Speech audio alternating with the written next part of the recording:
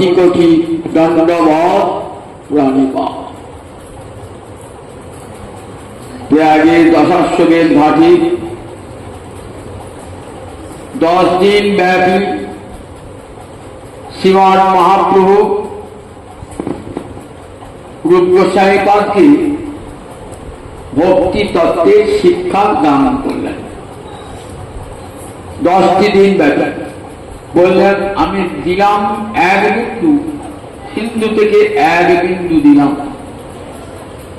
সেই 1 বিন্দু মহাপ্রভুর কৃপা সিন্ধুতে পরিণত হয়ে গেল। বিশাল গ্রন্থ লিখলেন ভক্তি রসামৃত সিন্ধু।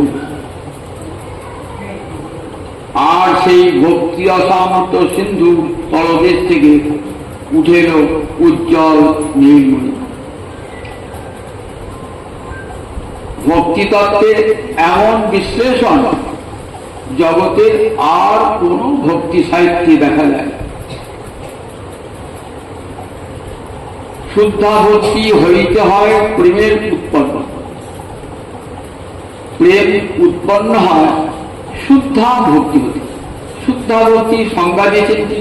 অন্যাভির আশিতা শূন্যং জ্ঞান কর্মাদ্য অনাবৃতং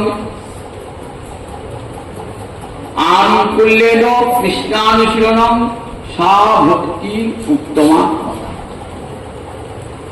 নারদ পঞ্চরাত্রে এই কথাটি প্রতিধ্বনি দেখতে পাই। সর্ববাধি বিনির্মুক্তং তৎপরত্বেন নির্মলং হিসিকেন হিসিকেশ জীবনং ভক্তি উচ্চতে। নারদ পঞ্চরাত্র বহুদিন আগেকার গ্রন্থ। নারদ পঞ্চরাত্রে দেবর্ষি নারদ ভক্তির সংজ্ঞা দিলেন। সর্ববাধি বিনির্মুক্তং, সমস্ত উপাধি হইতে বিশেষভাবে নির্মুক্ত। বিনির্মুক্ত মানে বিশেষভাবে নির্মুক্ত। উপাধি মানে অন্য বাঞ্ছা, অন্য অভিলাষ। উপাধি মানে আবরণ। অন্য বাঞ্ছা, অন্য অভিলাষ ভক্তিকে ঢাকা দিয়ে দেয়।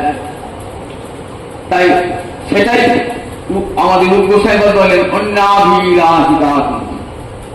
আর তৎপরত্বেন নির্মলং, কেবল গোবিন্দ সেবায় তৎপর থেকে সে ভক্তি হবে নির্মল। হিসিকেন হিসিকেশ সেবনং।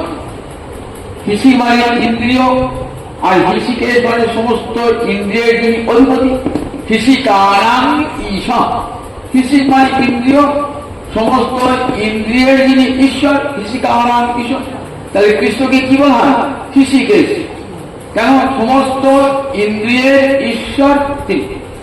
আমার যতগুলো ইন্দ্রিয় আছে, 11টা ইন্দ্রিয়, সমস্ত ইন্দ্রিয়কে পরিচালনা করছেন ভগবান শ্রীহরি। তাই তিনি হিসিকেশ।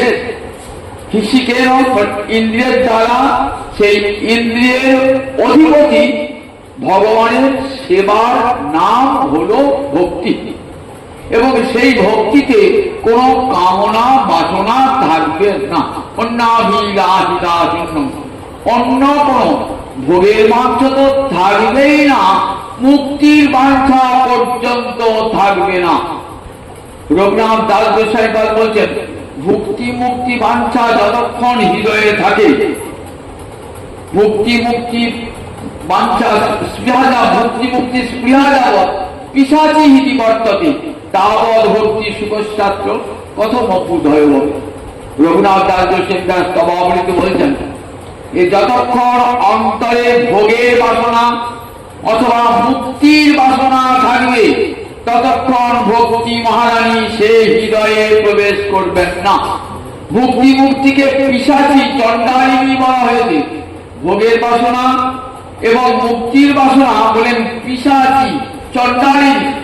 চণ্ডালিনী যদি আপনার অঙ্গনে নৃত্য করে, তাহলে শুদ্ধা সাধ্বী পতিব্রতা ব্রাহ্মণী সেখানে প্রবেশ করবেন না, সে স্থানটা অপবিত্র।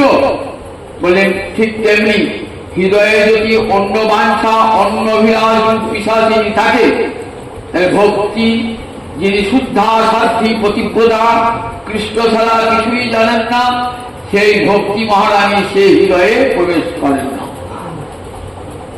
অন্নাভিলাষা শূন্যম জ্ঞান ও কর্মার্থ অনাবৃতম। জ্ঞান কর্ম যোগ তাকে ঢেকে দেবে না।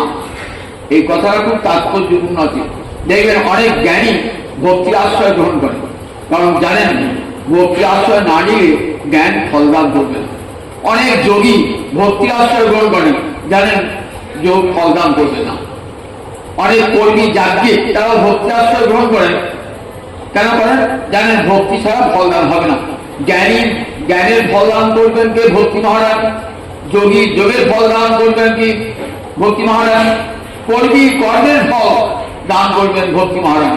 কিন্তু সেখানে ভক্তি গৌণ, সেখানে প্রধান, সেখানে কর্ম জ্ঞান যোগ এটাই প্রধান। তাই বলছেন জ্ঞান ও কর্মার্থ অনাবৃত, অনাবৃত মানে অনাবৃত। জ্ঞান কর্ম যোগ এসে যেন সেই ভক্তিকে ঢাকা দিতে না পারে। অনাবৃত ভক্তি, সেখানে জ্ঞানের কোনো যোগ নাই, যোগের কোনো যোগ নাই, আবার যার যোগকারী কর্মেরও কোনো যোগ নেই। জ্ঞান ও কর্মার্থ অনাবৃত। আর আনুকূল্যের পৃষ্ঠানুশীলন, অনুকূল ভাবে পৃষ্ঠানুশীলন, অনুকূল ভাবে পৃষ্ঠানুশীলন, এর নামই হল ভক্তি। অনুকূল ভাবে যা কৃষ্ণের রুচিকারক, যা কৃষ্ণের রুচিকারক এমন ভাবে গোবিন্দ সেবাটি করতে। অনুকূল ভাবে কৃষ্ণানুশীলন, তারই নাম হল উত্তমা ভক্তি। এই উত্তমা ভক্তি হতে প্রেম উৎপন্ন হয়। রূপ গোসাই পাঠ ভক্তি অসম্পৃক্ত চারটে লহরী আছে, পূর্ব পশ্চিম উত্তর দক্ষিণ। ভক্তি অসম্পৃক্ত সিন্ধুর চারটে লহরী, পূর্ব পশ্চিম উত্তর দক্ষিণ। বিখ্যাত গ্রন্থ ভক্তি রসামৃত সিন্ধু। সেই ভক্তি রসামৃত সিন্ধুতে বললেন দেখো যে ভক্তিটা কেমন করে প্রেমে উৎপন্ন হয়, একটা সুন্দর ক্রম দেখাচ্ছে, সুন্দর ক্রম। একবারে বৈজ্ঞানিক পদ্ধতিতে ভক্তি কেমন করে প্রেমে পরিণত হয় এমন ব্যাখ্যা জগতে আর কেউ দান করতে পারে না। ভক্তি কেমন করে প্রেমে পরিণত হয়? আরো শ্রদ্ধা, তত সাধু সঙ্গ, অথ ভজন ক্রিয়া, তত নিষ্ঠা, তত রুচি, তত আসক্তি, তত ভাব, তত প্রেম। তাহলে প্রথমেই ভক্তি লাভের প্রথম ক্রম হচ্ছে শ্রদ্ধা। শ্রদ্ধা মানে গুরু বেদান্ত বাক্যেষু বিশ্বাস এব শ্রদ্ধা। গুরু বাক্যে বিশ্বাস, শাস্ত্র বাক্যে বিশ্বাসের নাম হল শ্রদ্ধা। শ্রদ্ধ মানে হৃদয়, ধা মানে ধারণ করা। আমি গুরুর কাছে যেটা শুনলাম সেটা আমি হৃদয়ে ধারণ করব। আমি শাস্ত্র বাক্যে যা শুনলাম সেটাকে আমি হৃদয়ে ধারণ করব, তারই নাম হল বিশ্বাস, শ্রদ্ধা। এই শ্রদ্ধার পর কি হয়? শ্রদ্ধার পর সাধু সঙ্গ। এইবার কোন সাধুর সঙ্গ হবে দেখুন। রূপ গোস্বামী একটা ছোট্ট বই আছে জানো, উপদেশামৃতম। বলছে কোন সাধুর সঙ্গ করবে? কৃষ্ণেতি যস্য বিদিতং মনসা আদ্রিয়েত। যার মুখে একবার কৃষ্ণ নাম শুনবে তাকে মনে মনে আদর করবে। সঙ্গ করতে পারে না, মনে মনে যে আমার সেব্য কৃষ্ণ, সেই কৃষ্ণ নাম উচ্চারণ করেছেন তিনি, সুতরাং তাকে মনে মনে আদর করবে। দীক্ষাস্তিকে যদি দীক্ষা হয়ে থাকে কৃষ্ণ মন্ত্রে প্রণতি, তাকে প্রণাম জানাবে দীক্ষাস্তে। ভজন তো মিশন, দীক্ষা হয়েছে এবং ভজন শুরু করেছেন, তাই কি করবেন? শুশ্রূষা, তাকে সেবা করবে, সেবা দান করবে। তাহলে কৃষ্ণ নাম বলতে হবে, কৃষ্ণ মন্ত্রে দীক্ষা গ্রহণ করতে হবে, কৃষ্ণ ভজন করতে হবে, তার সেবা হবে। সঙ্গ হবে না। এবার সঙ্গ কার হবে? বললেন ভজন বিজ্ঞম অন্য নিন্দাদি শূন্য হৃদয়ম ইচ্ছিত সঙ্গ লব্ধা। দেখুন কোন সাধুর সঙ্গটা হবে? ভজন বিষয়ে বিজ্ঞ, যিনি আমার চেয়ে বড় আমাকে ভজন শিক্ষা দান করতে পারবেন। অন্য নিন্দাদি শূন্য হৃদয়, তিনি কৃষ্ণ ভজন করেন কিন্তু অন্য কোন ভজনকারী নিন্দা পর্যন্ত করেন না। অন্য নিন্দাদি শূন্য হৃদয়, আপন ভজন পথে চলে যান। এই যে ভজন বিজ্ঞ অন্য নিন্দাদি শূন্য হৃদয় এমন সাধুর সঙ্গ করে, এমন সাধুর সঙ্গ। কেন? এই সাধুর মধ্যে থেকে কৃষ্ণ ভজনের অসাধারণ হবে। তখন দেখবেন যে আমার চেয়ে বড় আমাকে শিক্ষা দিতে পারবে এমন কোন সাধুর কাছে কি গিয়ে কি বলবেন? শিষ্য দেহাম সাধিমাং দাম প্রপন্নাম, আমি তোমার শিষ্য হলাম, আমাকে উপদেশ দাও। শিষ্য মানে আমি তোমার শাসনে থাকবো, তোমার উপদেশে থাকবো। তুমি যা উপদেশ দেবে সেই উপদেশ আমি বর্ণে বর্ণে অক্ষরে অক্ষরে পালন করব। শাসনে তিষ্ঠতি যশ, তাকে বলে শিষ্য। শাসনে তিষ্ঠতি যশ, গুরুর উপদেশ মেনে চলে যে সেই যথার্থ শিষ্য। শিষ্য আমি তোমার শিষ্য, সাধি আমাকে তুমি উপদেশ দান করো কেমন করে আমি কৃষ্ণ ভজন করব। এটাই সাধুর কাছে প্রার্থনা হবে, ওই উপযুক্ত সাধুর কাছে গিয়ে প্রার্থনা। এইবার সাধু যদি বোঝেন যে দীক্ষা গ্রহণের উপযোগী যোগ্য, তখন গুরুদেব কাছে আদর করে তাকে দীক্ষা মন্ত্র দান, কৃষ্ণ মন্ত্র দান করবেন। এইবার বলেন কেমন করে ভজন করতে হবে, ভজনটাও শিখিয়ে দেন। ভজন ক্রিয়া শুরু হয়ে গেল।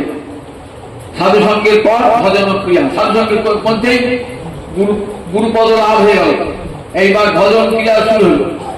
ভজন ক্রিয়া যে করতে আরম্ভ করলেন না, অসংখ্য অনর্থে এসে হাজির। অসংখ্য পাওনাদাররা এসে এসে দাঁড়িয়েছে, এসে আপনাকে একবার যে আপনার আপনার ভোগ্য বস্তু দাও, না দিলে তোমার সঙ্গে আমার ঝগড়া হবে। কত দেখবেন যেই ভজনটি শুরু করলেন না, নানাবিধ বিঘ্ন এসে উপস্থিত। যখন ভজন করলে গেছিলেন, যেই ভজন করতে আরম্ভ করলেন, নানাবিধ চিন্তা এসে উপস্থিত, ভজন করতে দেবে না। মহামায়া পাঠিয়ে দেন, দেখি সত্যিকার ভজন করছে কিনা। কত বিঘ্ন এনে উপস্থিত করবেন, যে ভজন আরম্ভ হবে না, সঙ্গে সঙ্গে কোটি কোটি অনর্থ এসে হাজির। ভজন করতে বলেন, বাবা কঠিন এসে গেল, ছেলের দুরন্ত হয়ে গেল, স্ত্রী কথা শুনছে না, স্বামী কথা শুনছে না, দাদিকে ধার দেওয়া হয়ে গেল, নানান রকম খিচিবিচি গুরুর কাছে দীক্ষা নিয়ে ভজনটা শুরু করলাম, কিন্তু আমার তো ভজনই তা হল না। আমার ভজন পথে কত বাধা, কত বিঘ্ন এসে, এগুলো কি বলে অনর্থ। অনর্থ আবার প্রকার বলেন দেখি, অনর্থ আবার 4 প্রকার অনর্থ আছে। বিশ্বচর্যা বাড়ির ভক্তি অশক্তি শুধু ব্যাখ্যা করেছেন মাধুর্য কাদম্বিনীতে। প্রথম অনর্থ কি তা বললেন, দুষ্কৃতর্থ, পাপ করেছি, পাপের ফল নানান রকম রোগ দুঃখ ব্যাধি এসে হারিয়েছে। দুষ্কৃতর্থ, দুষ্কর্ম করেছি আগে আগে জন্মে, তার ফল তোমাকে পেতে হবে, সেই ফলগুলি একবার সাহায্য। সুকৃতর্থ, পুণ্য করেছি, ঘোরা ঘোরা পুণ্য করেছি, সেই পুণ্যের ফল হয়েছে অনর্থে সুখ হয়েছে। কিরকম এত সুখ, এত টাকা, এত পয়সা, বাড়ি ঘর দিয়েছেন, ভজন করতে ইচ্ছাই চাইছেন, ভজনের পথে সব বাধা হয়ে দাঁড়াচ্ছে। এত টাকা, রাশি রাশি টাকা আসছে, ভজন করতেই মনে হচ্ছে না, বাড়ি গাড়ি ধন স্বর্গ ভজন করতেছে না, এগুলো সুকৃতর্থ। সুখিত পুণ্য থেকে দেখুন, পুণ্য কিন্তু কৃষ্ণ ভজনের লাভ। দেখে কোথাও শুনেছেন কথা? একমাত্র শুনবেন কৃষ্ণ ভক্তের মুখে, যে পুণ্য যে সুখের ধাম, না হইও তার নাম। পাপ পুণ্য দুই পরি হরি, পুণ্য সুখের ধাম বললেন, তার নাম নিও না। যত ঘরা ঘরা পুণ্য করো না কেন, সেই পুণ্য কখনো তোমাকে গোবিন্দ পেতে সাহায্য করবে না। তাই পুণ্য যে সুখের দাম, নটনাথ বলছেন না ওই তার নাম, পাপ পুণ্য দুই করি হই। তাহলে পুণ্য থেকে দেখুন, পুণ্যের ফলে আগে অনেক দান ধ্যান করেছেন, তো এই জন্মে প্রচুর ঐশ্বর্য। বড় লোকেরা দেখে কৃষ্ণ ভজন করে না, এত ঐশ্বর্য এত ধন দৌলত তারা কৃষ্ণ ভজন করতে চায় না, মন আসে কৃষ্ণের ভজন করতে। তাহলে এগুলো সুবিধা অপরাধত্ব, কোন বৈষ্ণবের কাছে সাধুজনের কাছে অপরাধ করেছেন, সেই অপরাধের ফলে আর ভজন হচ্ছে না। যতবার ভজন করতে যাচ্ছেন ততবারই ভজনে বিঘ্ন ঘটে যাচ্ছে। বৈষ্ণব অপরাধ, নামাপরাধ, ধামাপরাধ, সেবাপরাধ, এগুলো সব দেখেছেন ভক্তি আসামতে সিন্ধুতে রূপ গোস্বামী। কত কতটুকু অপরাধ দেখুন। নামের কাছে অপরাধ কিরকম, নাম করছি বটে, নামে আমার বিশ্বাসটাই নেই। গুরু করেছেন কোন রকমে করছি, কেমন করছি না, জড়কল্প মতো ঘরে কিছু বলিয়ে যাচ্ছি, নামে আমার মতি নেই বলে এটা নামে নামাপরাধ। আবার যে নাম শুনতে চায় না তার কানে গোড়ায় যে নামটা করছি, নাম অপরাধ। নাম মারা করতে করতে সংসারের কথা, রাজনীতির কথা, অমুক কথা, প্রভের কথা বলে বেড়াচ্ছি। রাস্তায় রাস্তায় মাটা নাচি নাচি বেড়াচ্ছি, আর বলতে অমুক পরচর্চা করে বেড়াচ্ছি, আর একদিন কত বড় ভক্ত মালা নাচি নাচি বেড়াচ্ছি রাস্তায় রাস্তায়, দেখবো কত ভক্ত ভজন করছে না। ওই মালা হতে কত লোকে গালমন্দ দিয়ে দিচ্ছে মালা বলে, দেখো এসব নামা অপরাধ। মালা করা কি দরকার, মালা করতে করতে এগুলি সব ইসা হাজির হয়ে যাবে নাম অপরাধ বলে। সাধু সাধু সাধু নিন্দা নাম অপরাধ, গুরুকে অবজ্ঞা নাম অপরাধ, এরকম দশমীতে নাম অপরাধ। ধামাপরাধ আছে, সেবা অপরাধ আছে, এরকম কত অপরাধ। সেই অপরাধ থেকে অনর্থ এসে হাজির হয়ে যায়, আপনাকে ভয় করতে হবে। অনর্থ অপরাধের কথা শোনো, ভক্তত্ব অপরাধ কি আশ্চর্য। ভক্তি থেকে আবার অপরাধ জন্মায়, কি ভক্তিকে অপরাধ, এ তো কোনদিন শুনে ভক্তি থেকে অপরাধ হয়। হ্যাঁ, ভজন করতে করতে মনে হয় আমি বিরাট লোক হয়ে গেছি, আমার হাজার হাজার শিষ্য আমার পায়ে পড়ছে, আমি জগৎগুলো হয়ে গেছি, শুধু আমি তো সবার প্রণম্য, আমি আবার কাকে প্রণাম করবো, আমার আর প্রণম্য আছে, আমি কোথাও মাথা নিচু করবো না, আমি অমুক বংশের সন্তান, আমি জগৎগুলো হয়ে গেছি, এই ভাব পেশে আছো, তখনই ভজন পথে পতন হয়ে যায়। তখনই ভজন পথে পতন হয়ে যায় যখনই ভাববেন সাধক যে আমি নিজে বিরাট ভক্ত হয়েছি, জগৎগুরু হয়ে গেছি, আমার কাছে সবাই জগৎ আমার কাছে মাথা নত করছে, তখনই জানবেন তার ভজন শেষ হয়ে গেছে, ভজন পথে পতন হয়ে গেছে, ভক্তত্ব পতন। একটা কাহিনী আছে রামায়ণে, রামচন্দ্র রাধা হয়েছেন সবাই সুখে আছে। রামরাজ্য হইলেন না, রামরাজ্যে কোনো পূজার কষ্ট নাই, কোনো দুঃখ নাই। একটা কুকুর ঘে ঘে ঘে ঘে করছে, রাজবাড়ির সামনে এসে তারপর সামনে কুকুরটা ঘে ঘে করছে। লক্ষ্মণ বললাম, রামচন্দ্র লক্ষ্মণ দেখো তো কুকুরটা কেন ঘে ঘে করছে, আমার রাজ্যে সবাই সুখী, কিন্তু কুকুরটা ঘে ঘে করছে দেখো তো। লক্ষ্মণ গিয়ে বলছে, বাবা ঘে ঘে করছে কেন? তা বল তোমার কাছে বলবো না, আমাকে রাজার কাছে নিয়ে এসো। বাবা যে সে কুকুর নয়, বলছে রাজার কাছে নিয়ে এসো। রাজার কাছে নিয়ে গেল। রামচন্দ্র বলছে, বড় কুকুর তোমার কি হয়েছে? বললে এই নগরে একটা ধনবান বণিক, তার মশলা পাখির দোকান আছে, আমি মশলায় সামান্য মুখ দিতে গেছিলাম, মুখ দিয়েও নাই, কি দেখুন আমাকে কিভাবে বেড়েছে, আমার সারা অঙ্গে খত করে দিয়েছে, সারা অঙ্গে খত করে দিয়েছে, আমি মুখও দিই নাই, আমার কাকে মেরেছে, তার শাস্তি বিধান করতে হবে। বলো তুমি কি চাও, ওকে অনন্ত নরক ভোগ করাবো, তোমাকে অন্যায় ভাবে মেরেছে? তাহলে না না প্রভু, ওকে অনন্ত নরক ভোগ, তার কি করবো? ওই যে দূরে পাহাড়ের মন্দিরটা দেখছেন না, ওই মন্দিরের পুরোহিত করে দেবো। এ বাবা, ও তো তিরস্কার হলো, পুরস্কার হয়ে গেল, তো শাস্তি তো হলো না, ও তো পুরস্কার হয়ে গেল। বলে না না, ওকে মন্দিরে পুরস্কার করে দাও। বলে কেন বলো তো, আপনি ভেঙে বলবে? বলবে আমি পূর্বে মন্দিরে পুরোহিত ছিলাম, আমি পূর্বে মন্দিরে পুরোহিত ছিলাম, ভক্তরা এসে যা ভগবত সেবার জন্য যা দিত না, আমি সেগুলা নিজে ভোগ করতাম আর নিজেকে খুব বড় সাধু বলে মনে করতাম। আর তার পরিণতি আমি কুকুর হয়ে জন্মগ্রহণ করি। দেখেছেন তো ভক্তিত্ব অপরাধ কি ভয়ঙ্কর অপরাধ, ভয়ঙ্কর অপরাধ। নিজেকে বড় করে ভাবা ভক্তিরাজ্যে এসে তার তো পতন হবেই হবে। কোন প্রকার অহংকার অন্তরে থাকলে ভক্তি মহারানী আর প্রবেশ করেন না সেই হৃদয়ে। আমি যত যত ভজন করুন না কেন, একটা গল্প শুনাই জগন্নাথের এক শেঠ এসছে, শেঠ এসে সে 1 লক্ষ টাকা নিয়ে এসেছে। এসে জগন্নাথ মন্দিরের প্রধান পান্ডা তাকে বলছে এই 1 লক্ষ টাকার ভোগ লাগাতে হবে। পান্ডা বলছে তখনকার দিনে 1 পয়সার 1 কেজি ঘি, 1 পয়সা 1 কেজি আটা, এই 1 লক্ষ টাকার ভোগ রেখে দেন, প্রতিদিন কিছু কিছু ভোগ দেবো না, একদিনেই 1 লক্ষ টাকার ভোগ দিতে হবে। কি বাবা একদিনে 1 লক্ষ টাকার ভোগ দেবো কি করে? জগন্নাথের আদেশ চাইনি একবার পান্ডা বলে হে জগন্নাথ, শেষ এনেছেন একদিনে 1 লক্ষ টাকার ভোগ দেবো কেমন করে? জগন্নাথ বলছিল বল আমাকে 1 কিলো পান খাওয়া। বাবা 1 কিলো পানের কত 1 পয়সা দাম হবে? 1 কিলো পান খাইয়ে 1 লাখ টাকা হবে? তাহলে বল না 1 কিলো পান। বলে কি দিয়ে? এই চুন দিয়ে নয়, কিন্তু হাতির মাথায় যে মুক্ত থাকে না, সেই মুক্ত চূর্ণ করে যে চুনটা হবে সেই চুন দিয়ে আমার পান খাতে হবে। বলে জগন্নাথ আদেশ পেয়েছি, পরে সকালে বলছি বুঝে শেখ বাবু আপনি আদেশ পেয়েছি 1 কিলো পান খাই হবে, 1 কিলো পান 1 লক্ষ টাকা 1 কিলো পান। বলে যে সে পান নয় কিন্তু, যে সে চুন দিয়ে নয় কিন্তু, তাহলে কি দিয়ে?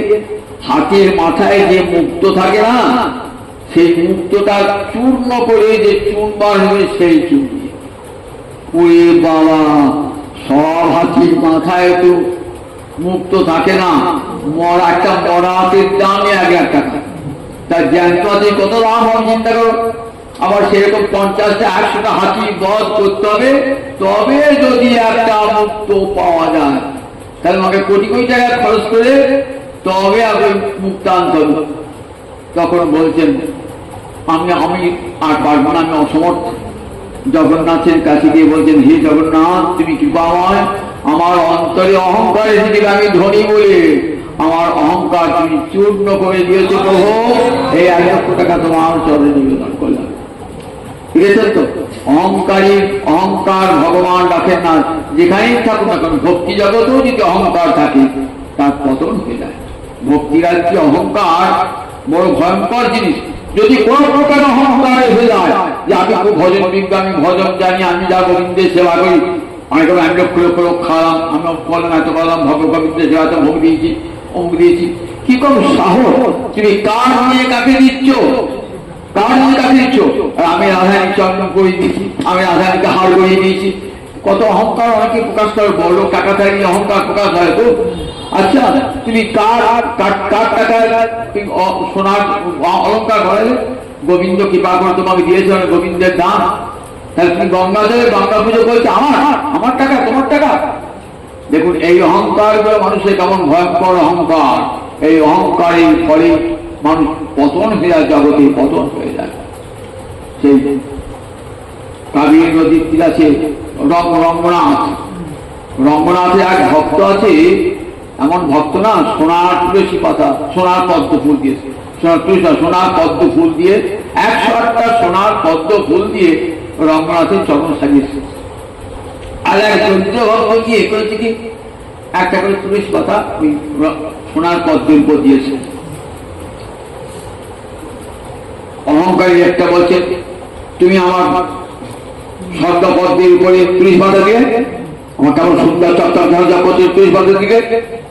তা বলে গোবিন্দের কাছে তো শুনেছি তুলসী পাতা অধিক প্রিয়, পদ্মের চেয়ে অধিক প্রিয়। যখন বলছি দেখো তুই আমাকে গান দিতে, আমি 30 পাতা, আমার 30 পাতা তুই কেন দিস? তুমি তুলসী পাতা দিয়ে আগে রঘুনাথকে পাও না আমি স্বর্ণ পদ্ম দিয়ে পাই আগে দেখ কে পাকে পায় দেখছি। এই 7 দিনের মধ্যে পেতে হবে রঙ্গনাথের চক্র।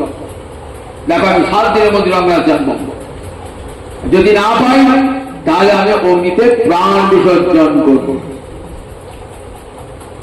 যে তুলসী পাতা দিয়েছে তার মনটি খুব, আমি অন্যায় করলাম নাকি? কিছু অন্যায় করেন নাই ভক্ত, ভক্তের মনে মনে হয় আমি অন্যায় করেছি বোধহয়, স্বর্ণপদ্মের উপর তুলসী দিয়েছি, মনটা 7 দিন হয়ে গেল রঙ্গনাথ যার দর্শন নাই, অগ্নিকুণ্ড করেছেন আগুনের ঝাঁপ দেবেন। এদিকে ভক্ত যিনি তুলসী পাতা দিয়েছে না আগুন প্রাণ ডাকছেন, প্রভু ওকে বাঁচাও, ও যেন প্রাণ না দেয় প্রভু, আমার প্রার্থনা শোনো প্রভু, আমার প্রার্থনা শোনো।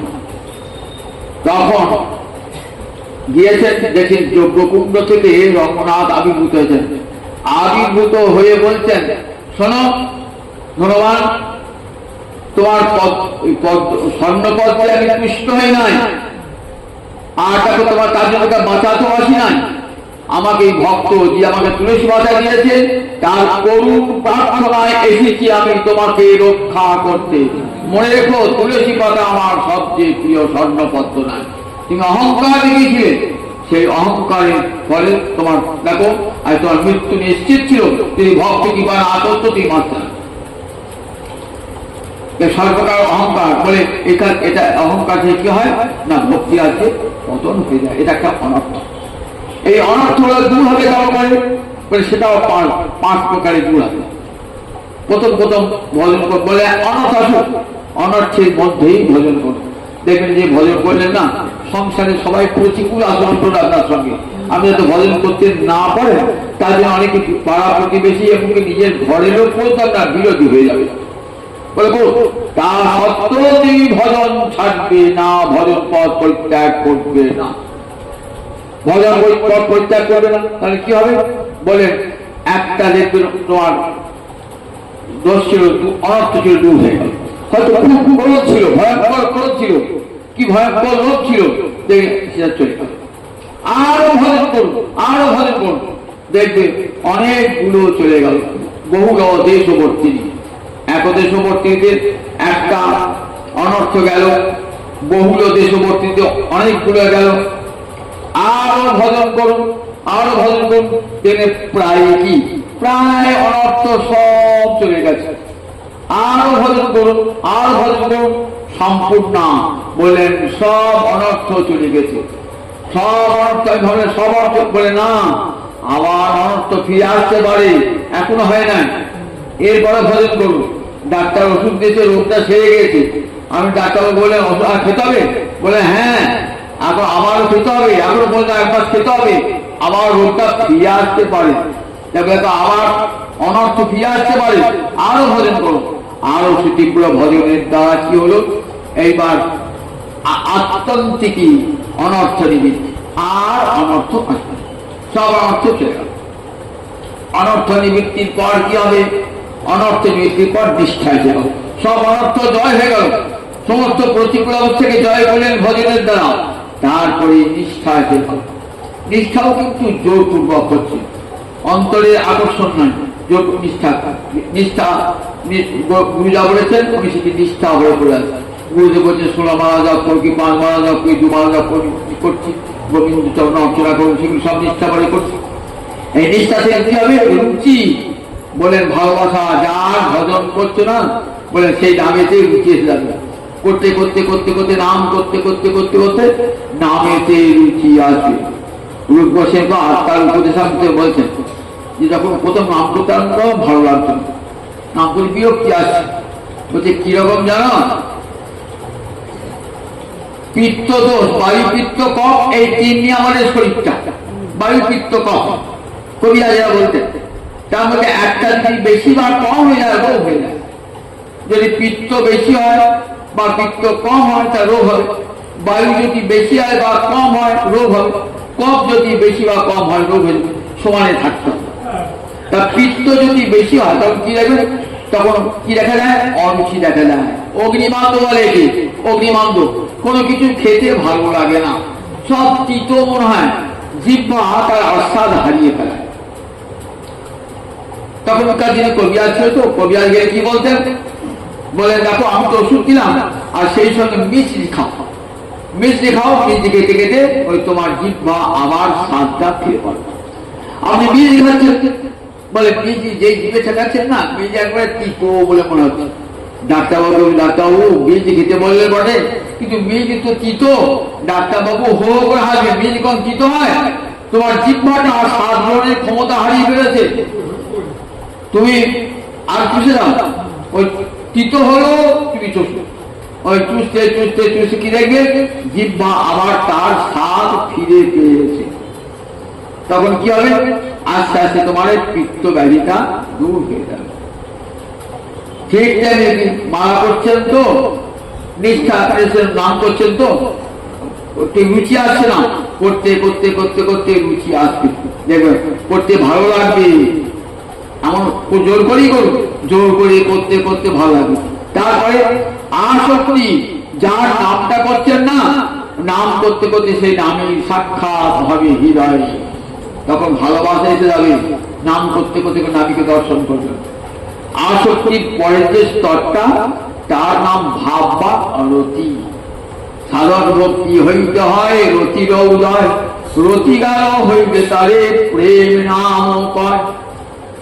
এই রতি এসে গেল, যাই না, রতি মানে কৃষ্ণের ভালোবাসা এসে গেছে, কৃষ্ণ প্রিয়তা, কৃষ্ণ প্রীতি এসে গেছে। আমাদের শ্রী গোস্বামী পাদ এই প্রীতিকে অবলম্বন করে লিখে ফেলেন প্রীতি সন্দর্ভ, এক বিখ্যাত দার্শনিক গ্রন্থ। প্রীতি সন্দর্ভ, ভগবত প্রীতি কেমন করে উদয় হয়।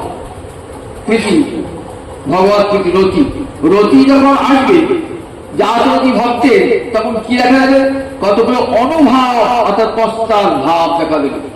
যে কৃষ্ণরথে এসে গেল, বুঝতে পারবেন কি করে, বুঝতে পারবেন, খান্তির অপট্য কালত্তন বিরক্তির মান শূন্যতা, আশাবন্ধ সমুৎকণ্ঠা নাম গানে সদারুচি ইত্যাদয় অনুভাব আসুজা জাতরত্যাং ভাবাঙ্কুরে জনে। ভাবাঙ্কুর অর্থাৎ রতির অঙ্কুর জন্মিয়েছে, এটা কি করে বুঝবো? তা বলে এই লক্ষণ প্রকাশ পাবে। খান্তি, খান্তি মানে ক্ষোভের কারণে রয়েছে, তবু চিত্তটা ক্ষুব্ধ হচ্ছে না। ক্ষোভের কারণ, মহারাজ পরীক্ষিত 7 দিন পরে মহারাজ পরীক্ষিতের মৃত্যু ঘটবে, তাহলে কি হয়, তখন ক্ষোভ আসে না, 7 দিন পরেই মৃত্যু ঘটে যাবে। তখন কি আর ভজন করতে, হরিকথা শুনতে ভালো লাগে? তখন হরিকথা শুনতে ভালো লাগে না, সংসার কথা চিন্তা হবে। ক্ষোভস্য কারণার্থে সত্যি ক্ষোভ রাহিত্য, ক্ষোভের কারণে ক্ষোভ আসছে না। দেখুন মহারাজ পরীক্ষিত জাতরতি ভক্ত বলছে, যা হয় হোক প্রভু, গায়ক বিষ্ণু গাথা, আমাকে তক্ষক দংশন করে দশত, আমাকে তক্ষক দংশন করে করুক, তথাপি কৃষ্ণ কথা হতে বিরত হয়েও না। হে ঠাকুর, কৃষ্ণ কথা হতে বিরত হয়েও না। আমি আর কৃষ্ণ কথা শুনতে শুনতেই প্রাণ পরিত্যাগ করি, আমার চিত্তে কোনো ক্ষোভ নাই, মৃত্যুটা নিয়ে হবে। দেখেছেন জাতরতি ভক্তি, ক্ষোভ না, অন্তরে ক্ষোভ নাই, সে অবস্থাতেই ভজন করে যাচ্ছে জাগরতি ভক্ত। খান্তি নাম খান্তি, খান্তি অপর্থ কারণ, আর মানে এক মুহূর্ত যেন কৃষ্ণ নাম ছাড়া আমার সময় যেন অতিবাহিত না হয়। আমি আমার প্রতি শ্বাসে নিঃশ্বাসে সব সময় যেন কৃষ্ণ কৃষ্ণ কৃষ্ণ কৃষ্ণ বলতে পারি, প্রতি মুহূর্তে যেন কৃষ্ণ বলতে পারি। শয়নে স্বপনে নিদ্রায় জাগরণে যেন আমার কৃষ্ণ চিন্তা হয়।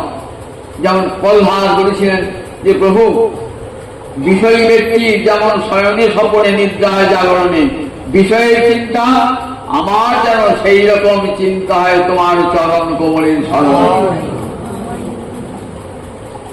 এই অপর্থকাল কৃষ্ণের সম্বন্ধ বিনা কার নাহি যায়, যেন এক মুহূর্ত কৃষ্ণ হয়, কৃষ্ণ কথায় নয়, কৃষ্ণ সেবায় নয়, কৃষ্ণ অর্চনায়, কৃষ্ণ সেবা নিয়ে যায় 24টি ঘন্টা আমার সময়টা কেটে যায়। এর নাম অব্যর্থ কাল। খান্তির অব্যর্থ কাল, বিরক্তির মান শূন্যতা, বিরক্তি অর্থাৎ কৃষ্ণ ছাড়া, কৃষ্ণ সেবা ছাড়া আর সব বিষয়ে আমার বিরক্তি আসছে। আর অরুচি আসছে, ভালো লাগছে না। সংসারে রয়েছি বটে, মনটা আমার সম্পূর্ণরূপে গোবিন্দ চরণে নিবেদিত। সংসারে কর্ম করতে যন্ত্রের মতো কর্ম করে যাচ্ছি, কিন্তু মনটা গোবিন্দ চরণে নিবেদিত। সংসার কর্মে বিরক্তি আসছে, আমার একমাত্র সমস্ত ভালোবাসা গোবিন্দ চরণে চলে গেছে, কৃষ্ণকে। এর নাম বিরক্তি। আর মান শূন্যতা, মনে মনে কি ভাববেন, আমার মান কিসে? আমি কি মানি লোক নাকি?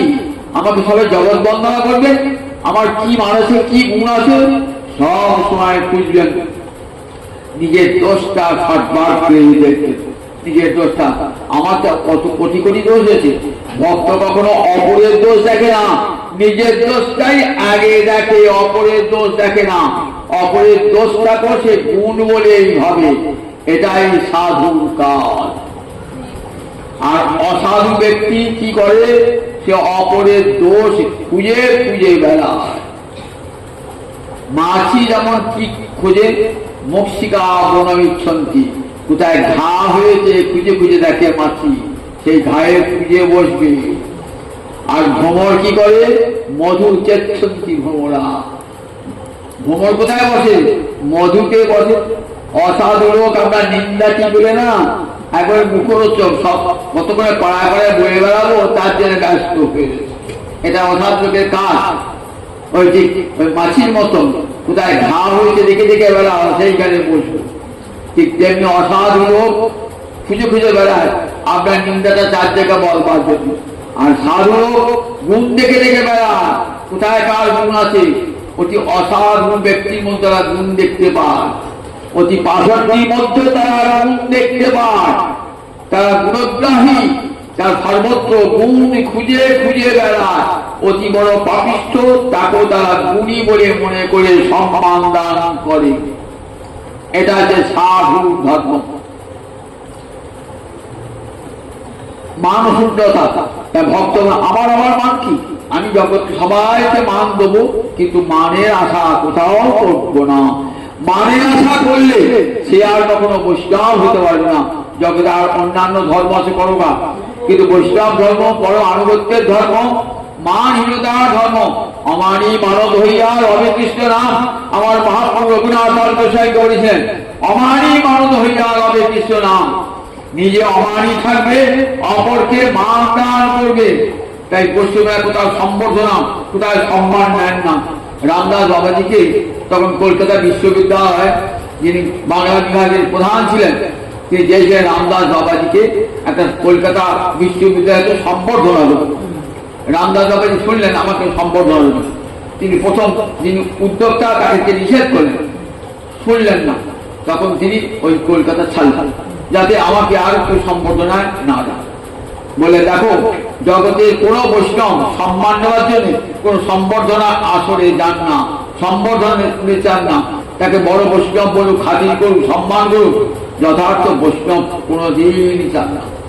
রূপ রূপ সনাতন বলেছেন, কোন জায়গায় কোন সম্মান চান নাই।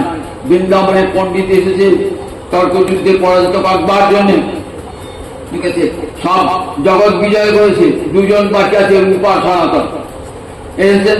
রূপ সনাতন কি লিখেছেন? সঙ্গে সঙ্গে বিজয় পত্র লিখে দিয়েছেন, সঙ্গে সঙ্গে বিজয় পত্র লিখেছেন। আমরা কিছুই জানি না, তুমি বিজয়ী পণ্ডিত বলে লিখে দিয়েছেন।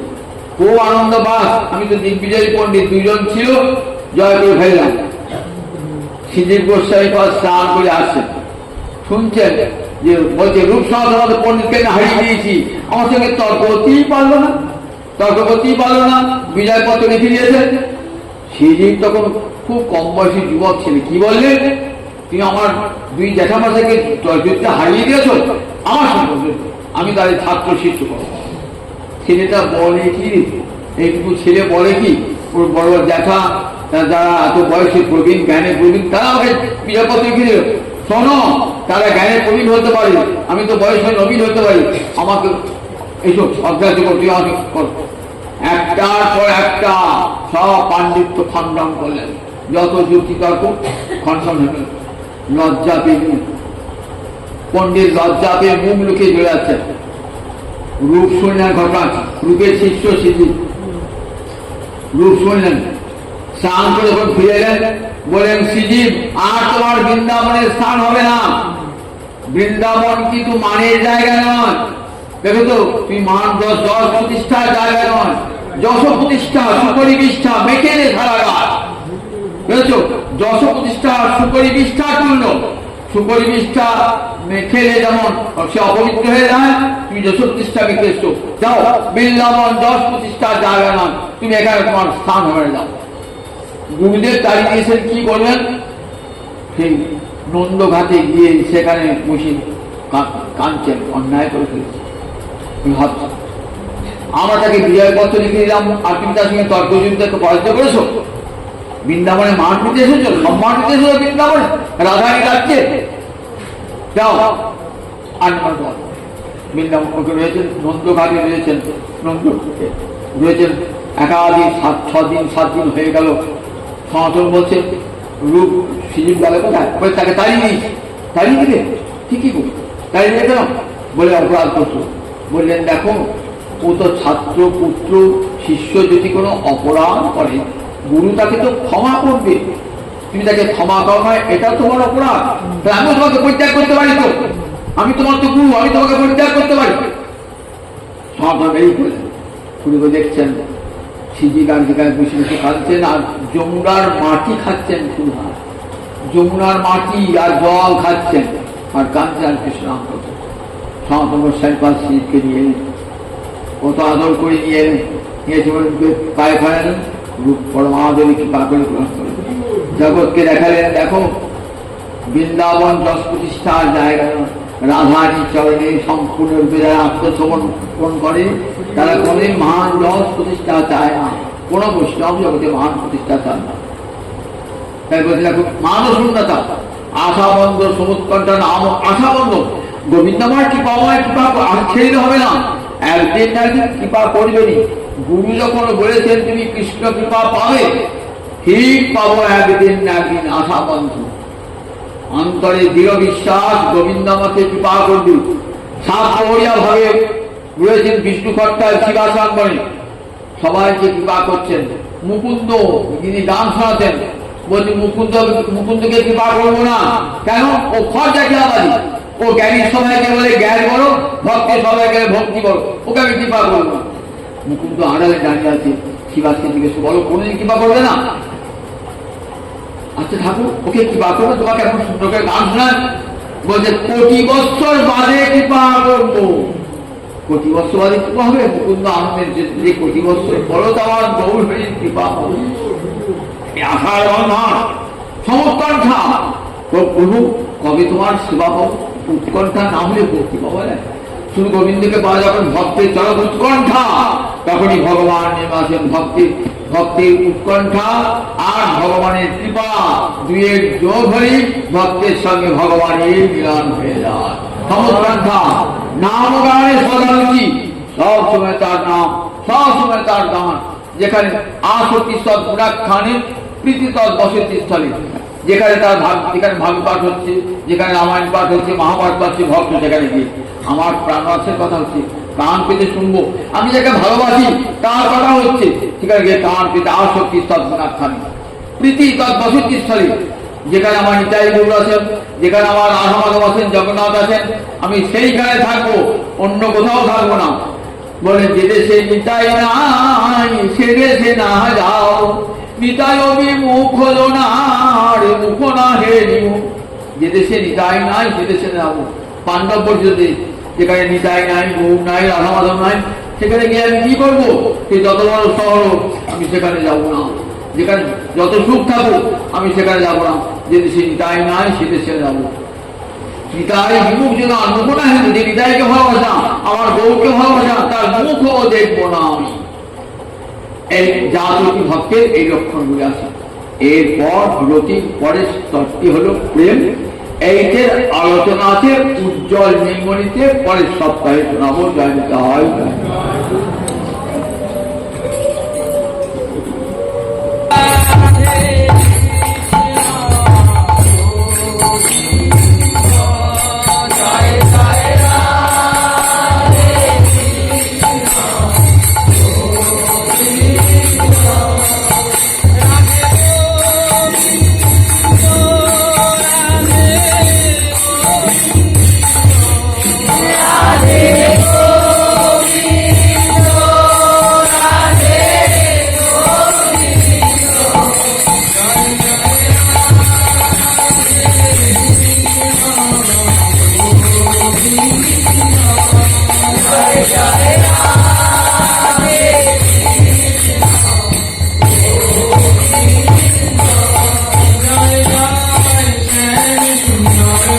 Jai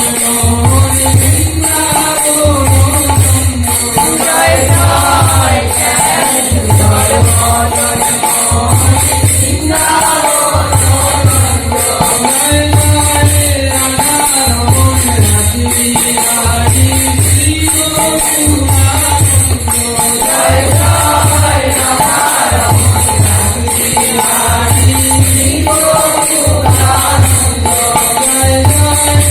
Radhe Radhe